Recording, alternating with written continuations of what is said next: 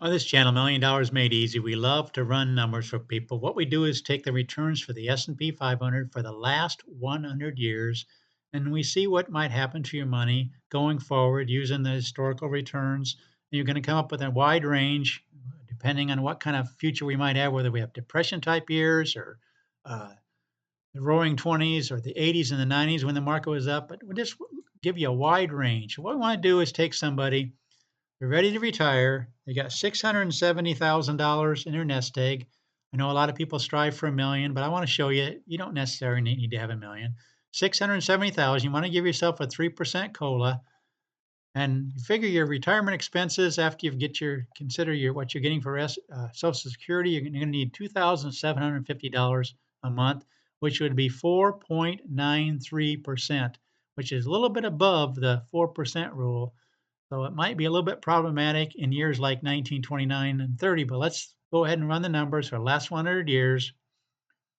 Again, I like to include the depression years just in case. But you notice with this scenario, withdrawing 4.93%, only 5 times the last 100 years you'd run out of money um, with this scenario, and 4 of them that were during the depression years. And then the year 2000 was a little bit problematic too, because we had these 4 down years, especially this down 37.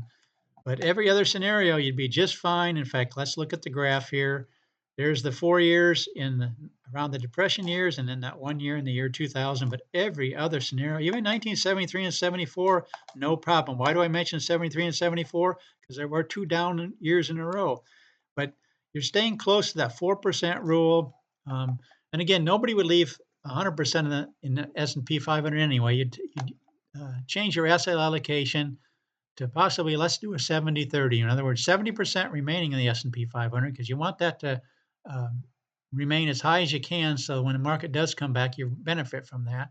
So let's do a 70-30 split. I'm going to go ahead and update this, see if these numbers change at all. It was 5 and 5 for the 20-year and the 30-year. I just knocked it down. Again, the depression years were so horrible because, especially right here, if you start out with, they call this sequence of return risk. If you start out with down years, like 3 and 4 down years in a row, it just knocks down, even when you're putting it over in a cash reserve.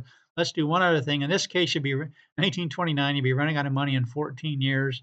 Let's change the asset allocation to 60-40, 15 years, 50-50, 16 years. So it doesn't really help much. But again, I like to just run the potential. Okay, what if we do have a depression type future ahead of us? In this case, you'd have to cut back from 2750 to maybe, let's do 20, just 2000, get you down below the 4% rule. The 50-50 split, let's change that to, yeah, you can see you're not running out of money in 20 years. You're running out of money in 1929. Well, let's do a 60-40 split. Update that. So that kind of shows you what you might have to do if we would happen to have a repeat of the depression years, but every other scenario, you're in just great shape doing the 2750, which you originally planned on. Uh, let's just go ahead and show you the graph again. And what you can do is what's interesting, again, though, there's the 3 down years there and a couple more there, given that scenario. But what you can do is if you have a string of good years, let's just say 1946, look at what you have after 10 years, starting with 670,000, withdrawing that 2750, increasing that by 3%. After 10 years, you have 1.161 right up here, 1.161 million. That means you can increase this from this 2750. Actually, it's been increasing all the way along, but right here, you're up to 3,588 a month.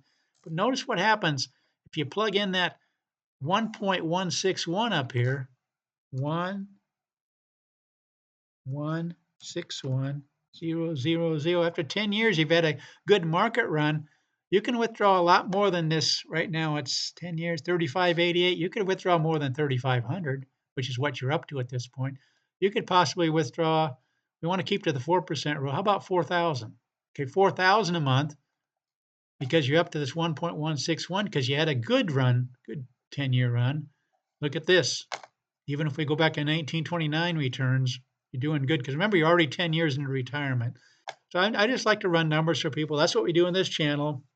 We like to run the best case scenarios, the worst case scenarios, and everything in between, just to give you some idea of where you might be and where you might when you might be able to retire. You don't necessarily need $1 million, depending on what your retirement expenses look like. We love to run numbers for people. Um, we believe this is a valuable tool that you can use. Again, it's just a tool, but it can give you an idea.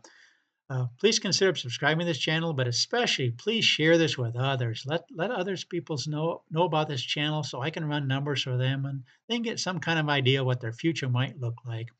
Again, subscribe, share the video, like the video, and thanks for watching.